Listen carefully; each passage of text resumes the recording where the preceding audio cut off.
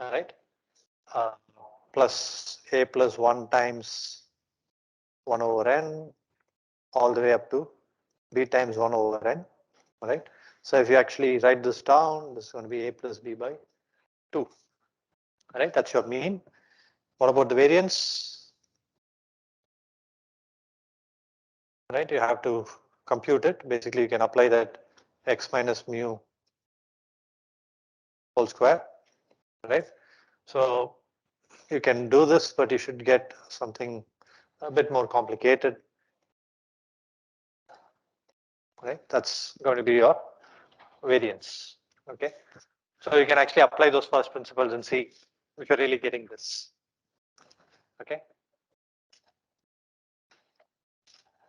All right, so this is the most common distribution that you can have, right?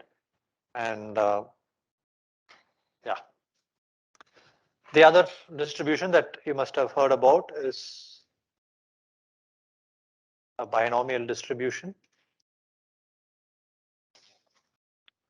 right? So what is a binomial distribution? It builds on your Bernoulli trials, right? So what is a Bernoulli trial? There are only two outcomes, okay? So either a heads or a tail, that's a Bernoulli trial, okay? But the probability of success need not be 0.5, like in the pair coin. It could be P, some probability P. Then the probability of not getting success is 1 minus P, right? So that's your Bernoulli binomial distribution. So basically you have n independent, right, Bernoulli trials, right? So in a binomial distribution, what you're trying to find out is what is the probability that you'll get x successes in n trials. That's what we're modeling, okay? So for you to get x successes, right, like I said, P is the probability of success, right? 1 minus P is probability of failure, okay? So when you do n trials to get x successes, right, I should have succeeded, again succeeded P times. Right? I'm sorry, x times, all right? So I should have P power x for getting x successes, all right? But at the same time, I should have got failures in the other set of things, right? So I should have got 1 minus P power n minus x failures, right? So together that gives you the likelihood, right?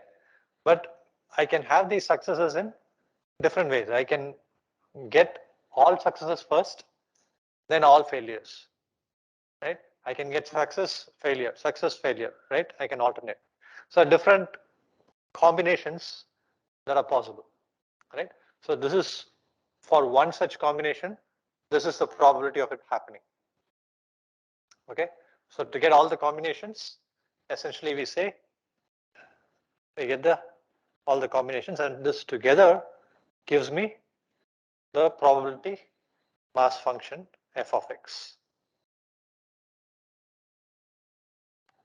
All right. So that's your probability mass function for a binomial distribution. So what is going to be the mean? N times p, y.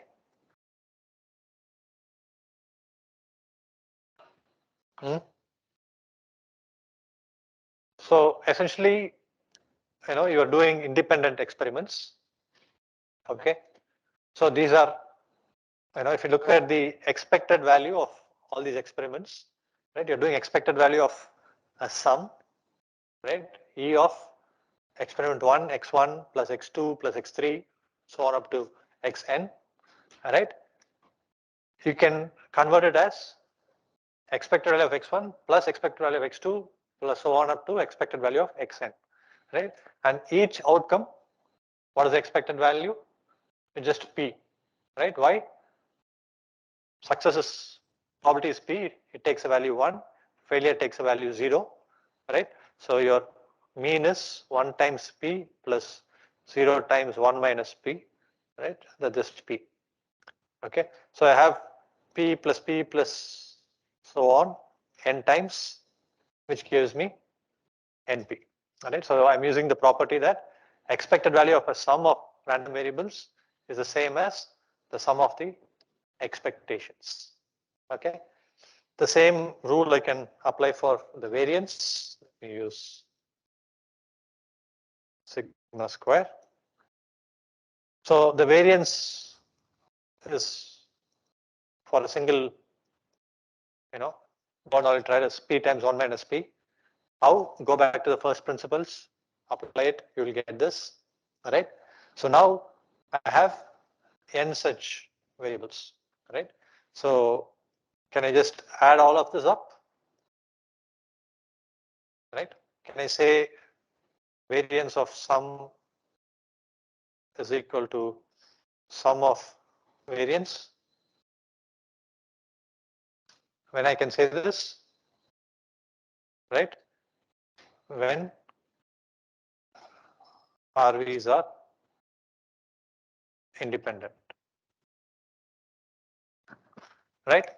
So whenever you have random variables that are independent, then this holds. Okay. All right. So that's the binomial distribution. Okay. Another distribution that you might have heard about is the geometric distribution. Right.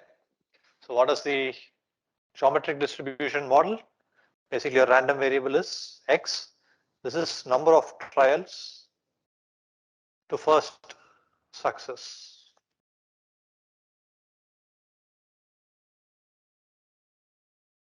Right? How many trials do I have to repeat till I get my first success? Okay. So sounds like something that you guys went through, right? How many exams do I give till I clear one entrance exam? Right? So you can model it as a geometric distribution, right? So how does this look? How does a PMF look for this? It's nothing but I should have failed every single time and then succeeded. Okay, so essentially probability of failure is 1 minus p. So I failed all these times, and then the last exit trial I succeed. Okay, that's your probability mass function. What about the expected value in this case? It turns out actually to be 1 over p. Okay, that's a very nice derivation, but I don't think we'll have time to go through it. All right, so but yeah, if you're interested, later on I can show you how that happens. And then the variance turns out to be 1 minus p by p square, right? So that's your geometric distribution. Okay, and another popular distribution that people use is the negative binomial, right? All of these are discrete distributions, right? We look at continuous subsequently. So what is a negative binomial distribution? You are looking at R successes, right? Or you're looking at how many trials required for getting R successes, right? So you can derive this very similar. Okay. So we already saw the binomial distribution, right? X successes in n trials. Okay. So I need to get R successes. I need to find how many trials are required. Okay.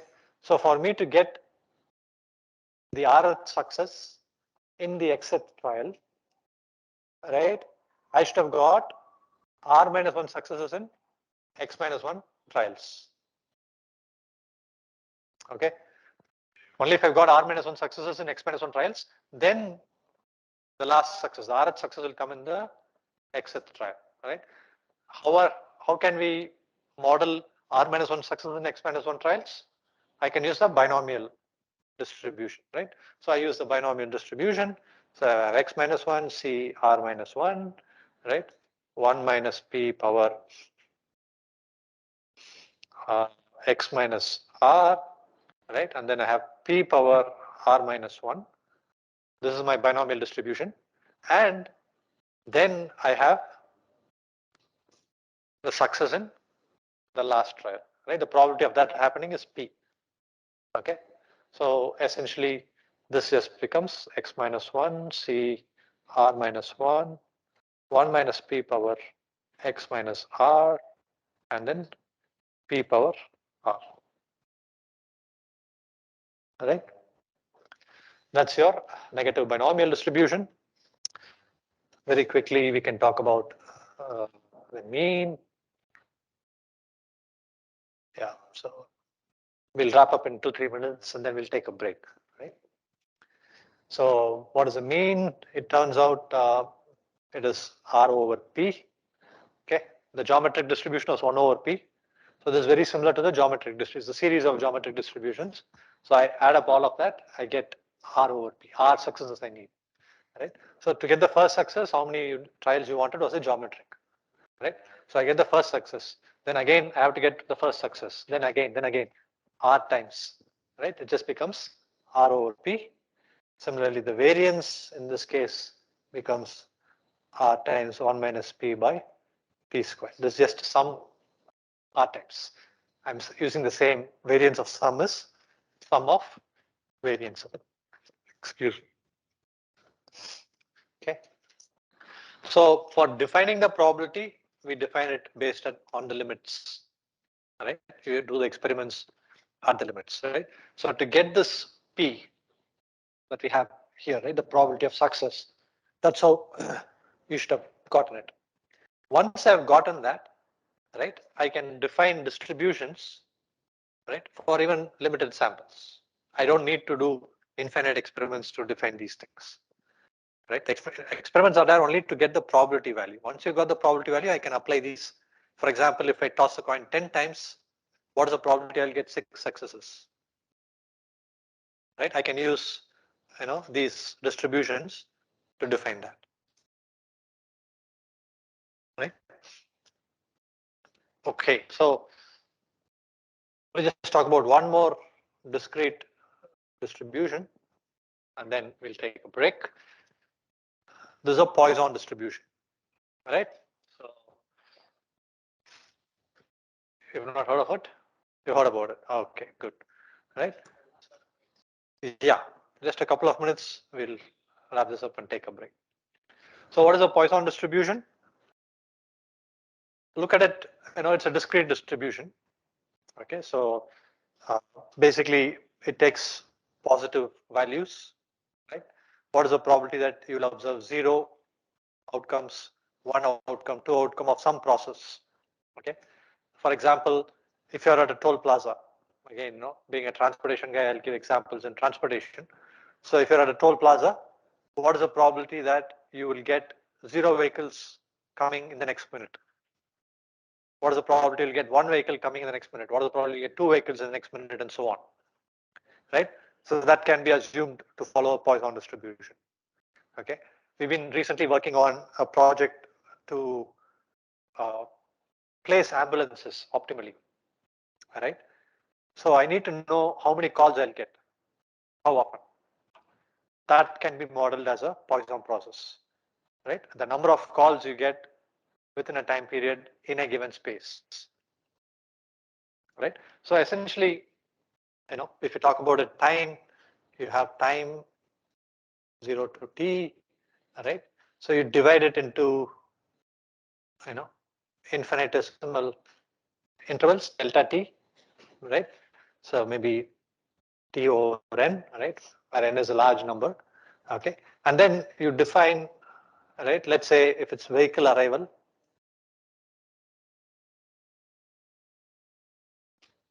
right? It has a probability of p. Okay, this is such a small interval that I cannot have more than one vehicle arriving. Okay, so then it can be treated like a Bernoulli trial. Every delta t, that's the Bernoulli trial that's happening, right? So it turns out that the expected value of the Poisson process is basically lambda times t, right, or n times p, right? So basically the p is then lambda t by n, right? I think I've used, I'll use the same n here also. Okay, n is basically the number of intervals that you have. Right? Uh, One interesting thing about the Poisson model is the variance is equal to the expected value. Okay, so there's an interesting derivation again of how you get this applying whatever we learned so far, but I think that will take some time. If somebody is interested, I can show you later, right? But that's your, property of the Poisson model, right? The variance has to be equal to the mean. Okay, a lot of data in the real world don't follow that, right? So you call them over dispersed. Typically, the variance is much larger than the mean itself, right? In which case, in the Poisson distribution, it's not a good distribution to assume, right, over there. Okay, so let's take a break and then come back in about 10 minutes. Yeah. We collect data, we run the experiment, we collect data, and then do we fit the distribution? Yeah. So basically, from the data, you fit distributions. And then you have to check if the distribution that you fitted, is it valid or not? We will talk about it in inferential statistics. Hopefully. This is such a short time, in which you have to cover so many things. Right? We'll see. We are trying to compress about 20 hours of lectures in 3 hours.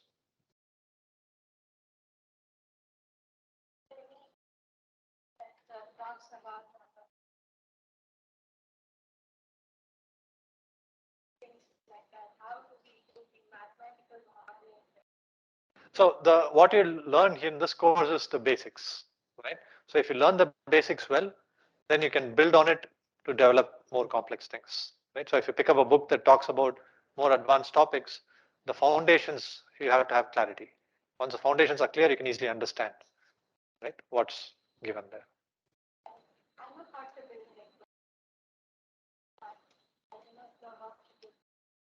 That's what I'm saying, right? So you have been treating things like a black box so far, right?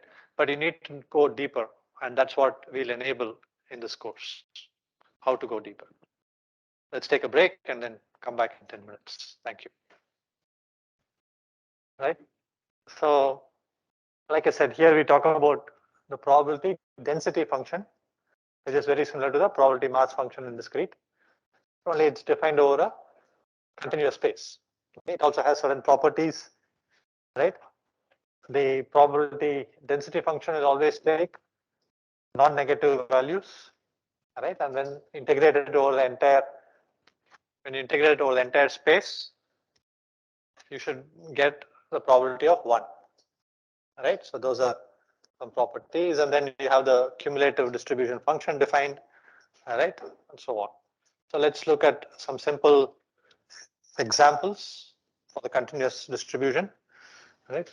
We saw the uniform distribution. Turns out it also has a continuous cousin, right? So you can have a continuous uniform distribution defined, right, over an interval. So how does this look? Essentially, you have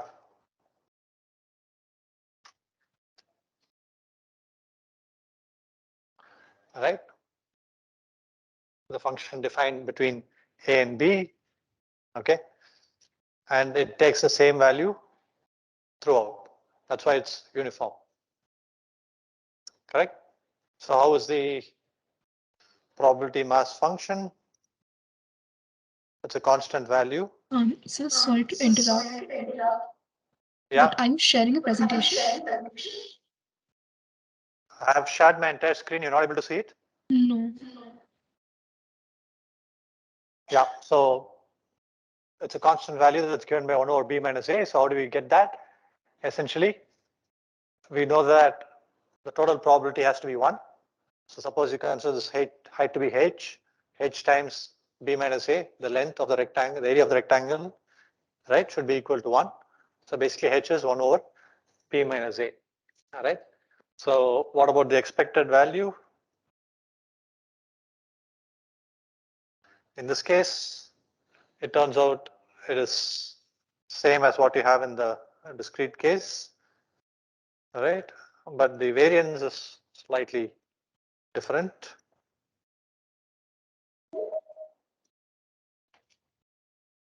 Right. So that's what you get for the variance. Okay. So you can also talk about the CDF. Right. So essentially it takes value zeros up to A. From A, it has a linear growth. Right. Takes a value 1. Right. At B. Okay, that's your cumulative distribution function. Okay.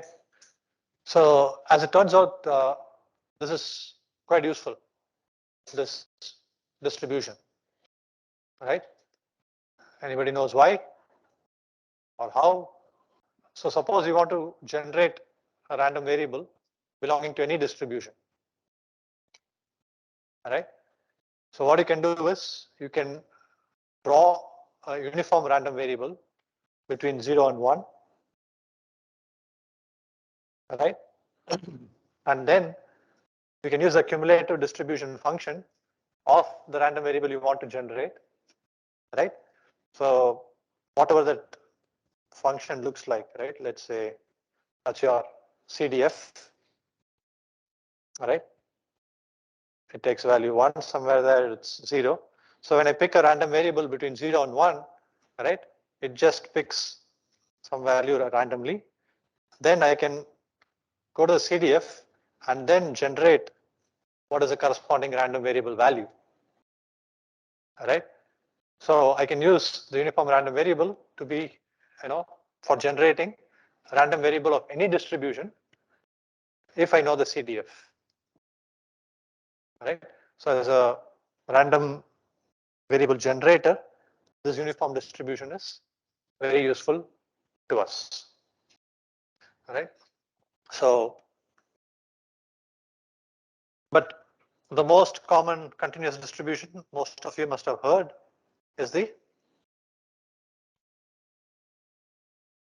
normal distribution. So,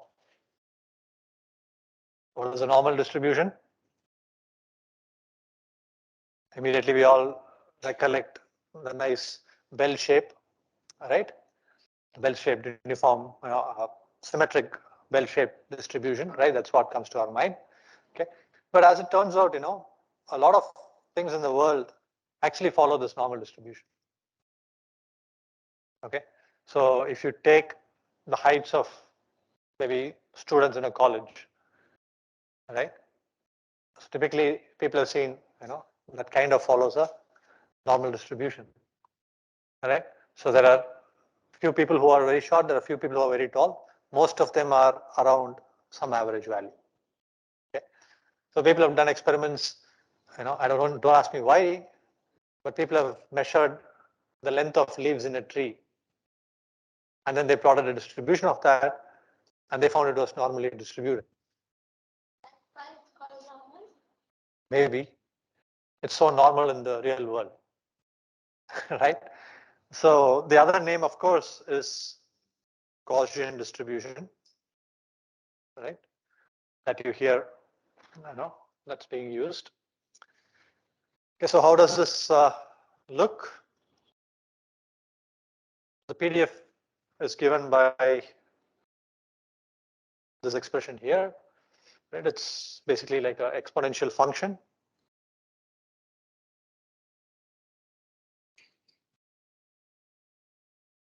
All right, and it's something that's defined between negative infinity and positive infinity, right? The entire real line is what we span.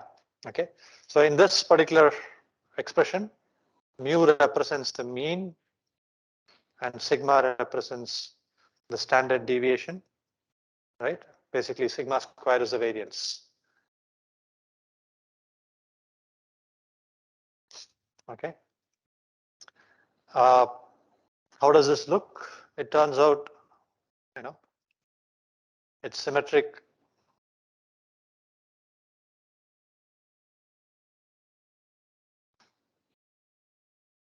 Right, about the mean. So that's how it looks. The bell shape that we are all familiar with. Okay. As it turns out, you can look at any normal distribution.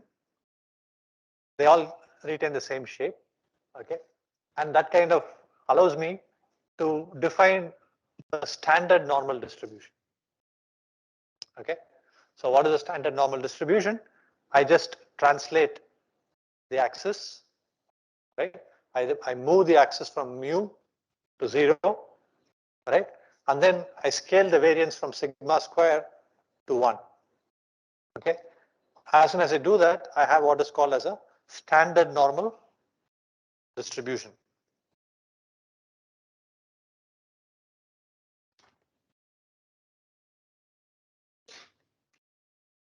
Right.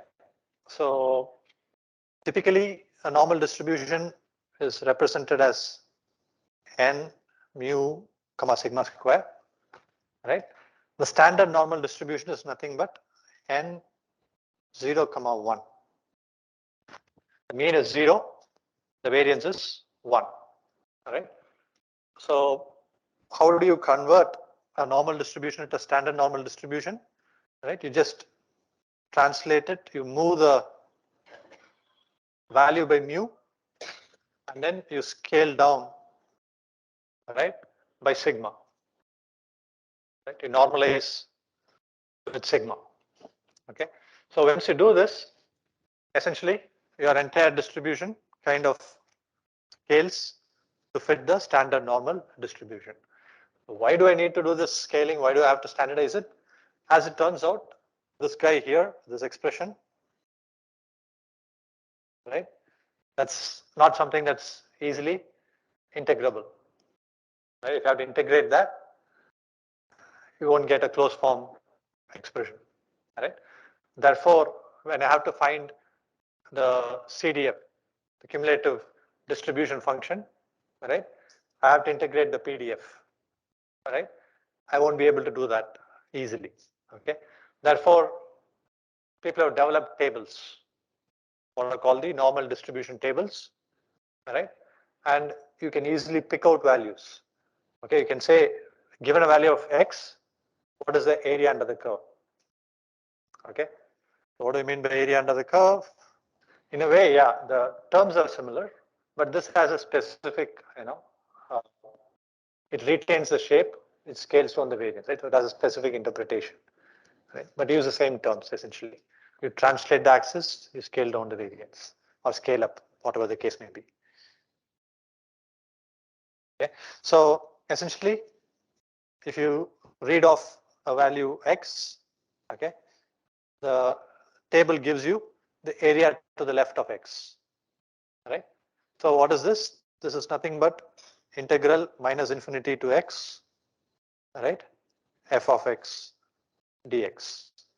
Okay, this is nothing but f of x less than or equal to x, where this capital F is a cumulative distribution function.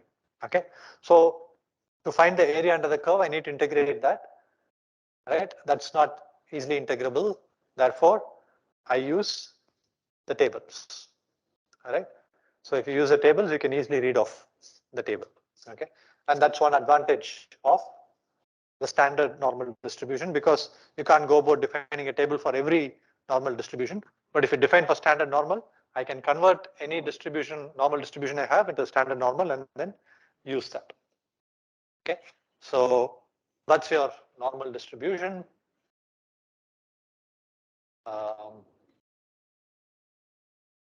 Yeah.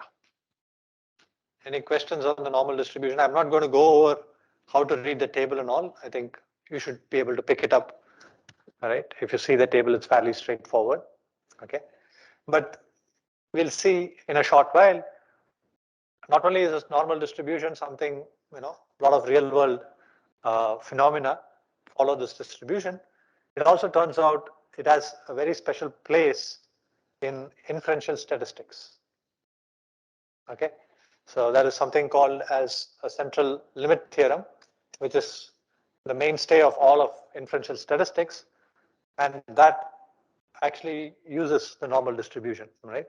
So we get to see how the mean of uh, random variable, if you take a sample of the random variable and you compute the mean, that mean is actually an estimate of the original mean, and that has a normal distribution, right? So we'll look at that. We'll look at it in more detail. So that's another speciality of your normal distribution. Okay.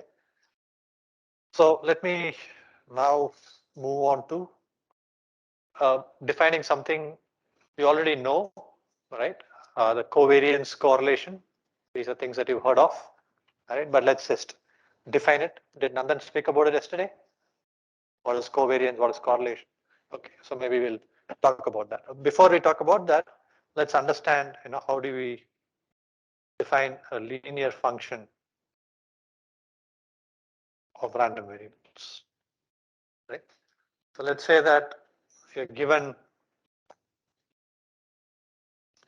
independent random variables, okay, x1, x2, all the way up to say xp, and some constants c1, c2, all the way up to cp, right? Then you can define a new random variable y as c1 x1 plus c2 x2 cp xp, all right? It turns out that y is a linear function of your random variables x1 to xp. All right. So what are some of the properties? If you talk about the expected value of y, what will that be? Basically, expected value of the sum, all right? Because they are independent, even otherwise it's okay. Even if they're dependent, doesn't matter for expectation, right? So you can write it as sum of expectations, right? Expected value of k times x is k times expected value of x. You can pull the k out. So I've just taken the constants out and then left the other part inside. Okay. What about the variance? Right, because they are independent, variance of the sum is equal to the sum of variance, like what we saw earlier. Right. So essentially, in this case, when you pull the constant out, it becomes square. Right. So that's what we get for variance. Okay. So most of your random variables, right, preserve the distribution when you do summation. For example, if your x1 up to xp are actually normally distributed, right?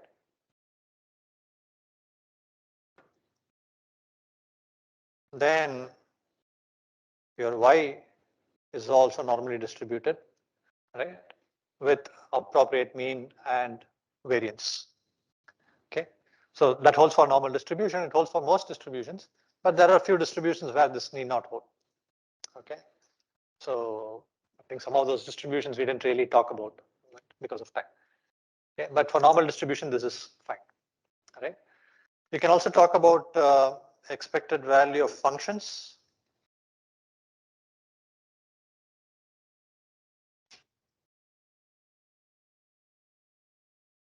Okay.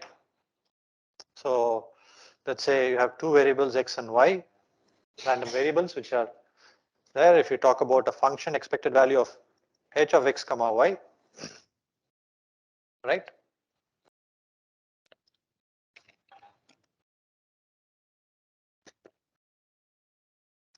This is nothing but, if it's a discrete case, you'll have a double summation h of x comma y, right?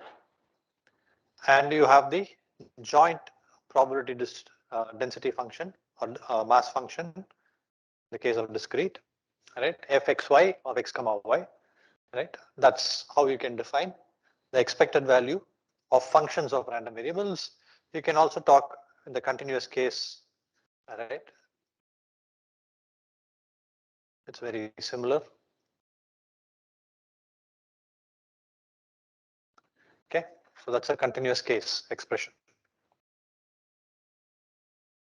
Okay, so let's now define the covariance. So the mean and a multivariate normal random variable is basically you have a joint distribution, right, of x1, x2, let's say xn, and the joint distribution follows a multivariate. It's basically multiple variables that are normally distributed, which you're combining it together.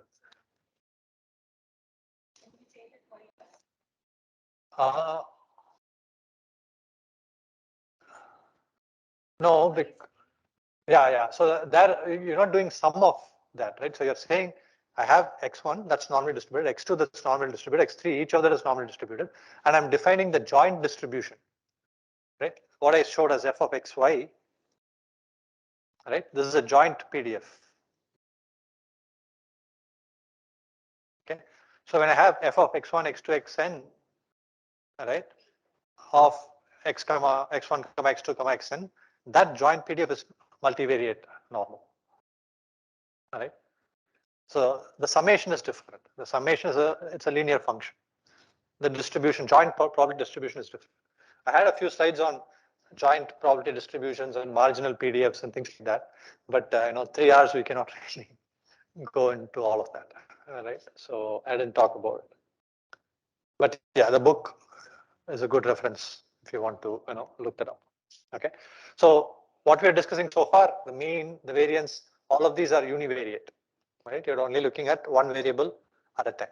When you talk about covariance, you're talking about two variables, right? So x and y, okay? And you're interested in not only looking at what is the mean variance of x, what is the mean variance of y, you're interested in saying how does x change with y, right? These are pairs of observations, for example, right? So for example, the age of a child and the height of the child, right? The age could be one random variable, the height could be another random variable, right? The weight of the child and the height of the child, right? That can be another example. Okay, so here you're interested in how things vary together. That's why you talk about covariance, right? How are they varying together? Okay. So it's given by expression if it's right two variables sigma xy. This is nothing but the expected value of x minus mu x and y minus mu y. Right. So we are talking about how x deviates from the mean of x, and we are checking how then y deviates from the mean of y. Right? If x deviates in a positive way and y also deviates in a positive way, this product is going to be positive. Right? Then you say that there is a positive correlation. We'll talk about correlation. Right? Here I'm talking about variance, but basically they are directly proportional, right? We use the term. Okay, so as x increases, y will also increase. On the other hand, if x moves away from the mean in a positive way and then y moves away in a negative way, right, lower, then the product will be negative. Okay, then you would say it has a negative correlation, right, or a negative, relationship, inverse relationship. So, a question? Okay, so we can of course simplify it like what we did earlier, expected value of x, y minus mu x, mu y. Okay, so that can be a way for us to compute the covariance, right? And the correlation is perhaps the more commonly used measure than covariance because it's normalized, right? So what is the correlation? If you use the term rho to describe correlation, so this is nothing but the covariance of x comma y, right, divided by the variance of x times variance of y, right, the square root of that. Okay, so this can also be written as sigma xy over sigma x sigma y. All right, so as it turns out, the correlation is always between -1 and +1. All right, so when you get a negative value, then you say they are inversely related. When you get a positive value, you say they are positive, directly proportional. All right, a value of 1 indicates a perfect relationship. All right, you can define things, in a precise way. A value of -1 indicates again a precise relationship in the inverse fashion. A value of 0 indicates there's really no relationship. All right. So, for example, you know, uh, the alphabet with which your name starts and your height. Okay. So when you were born, nobody knew how tall you're going to be, and nobody said, "Oh, this is a tall guy. Maybe we should name him with, something that starts with a S or H for height." Right? Nobody really thinks that way. All right. So just a wild example, but a lot of things in the real world, right, can have that kind of a relationship. So one thing that we need to remember is covariance, correlation. These are linear relationships, right? I can have a perfect nonlinear relationship between x and y, and I can have a correlation of 0. Okay. Um, nice example is, let's say I have x and y. Okay. So let's say that, right, about some point, right, I have the points distributed in a circle about, a particular location at x and y, right? If you compute the correlation here, right, you'll get it equal to 0. But can you say that there is no relationship between x and y? That is a perfect relationship. If you tell me x, I will tell you y. Of course, there are 2 values of y possible for every value of x, right? But I can tell you that. Okay. So when you say there is no relationship because correlation is 0 or covariance is 0, all you are mentioning is there is no linear relationship. Okay. This is something that is important to keep in mind. Okay. So the best way to understand this is to do scatter plots. Right. So when you plot x and y, we'll talk about these different plots shortly.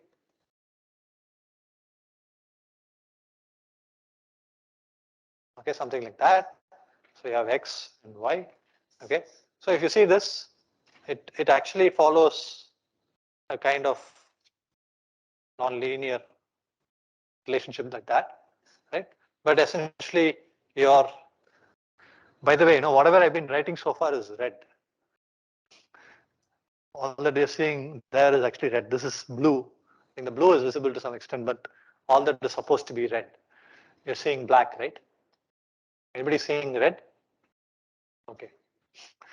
So it's all red, you can see. Anyways, okay. So if you do a linear plot between these two, maybe you'll get a curve like that, a line like that essentially, right? So the correlation here may be some 0.6 or so, right? But if you do a second, degree relationship, you may get a better fit, right? So to say. So that's something that you have to keep in mind. The covariance or correlation is only measuring the linear relationship between the two, right? Of course, I can talk about the correlation between x square and y, right? I can talk about if x square is linear related to y, right? Essentially what I'm doing is I'm defining a new variable which is square of x, call that z, and then I'm talking about the linear relationship between z and y. That's fine, right? But this is something for you to keep in mind. Okay. When we see the outside world before we model it, is non-linear. Yes, but there are a lot of things which are linear as well, right? And you can get away with linear assumptions in a lot of cases, right? If not completely linear, no, assumptions like piecewise linearity, all these help, right? So non-linear is fine, but once you start doing optimization and things like that, non-linear kind of becomes more difficult to handle, all right? So as long as you can work in a linear world, all right, things become simpler. Okay. By application of assumptions and limitations. We are saying that within a range, I'll assume it to be linear. For example, this example, I can say that I will divide the data set between these two, right? There I'll have one linear relationship. Then for this, I'll have another linear relationship, right? And now that looks close to your curve that you originally plotted, right? So those things you can work out, okay? But defining linear is always better, simpler, right? And if required, you can go to nonlinear. Okay. But one of the things that machine learning has done is, allowed us to very easily express things in a nonlinear way or find out nonlinear relationships fairly easily. All right. So that way, in machine learning, you can do a lot more nonlinear modeling than in traditional statistical modeling. Right. Okay. So let me now quickly talk about descriptive stats. Right, I'll just quickly run through a set of slides that I have. Right, most of that is known. Maybe a couple of things are new. Right, and again, I think you have a lab today afternoon in which you learn about plotting and so on. Right, so all that it'll definitely help. Okay, and once we are done with that, then we'll come back and talk about inferential statistics again. Okay, let me just change my slide deck.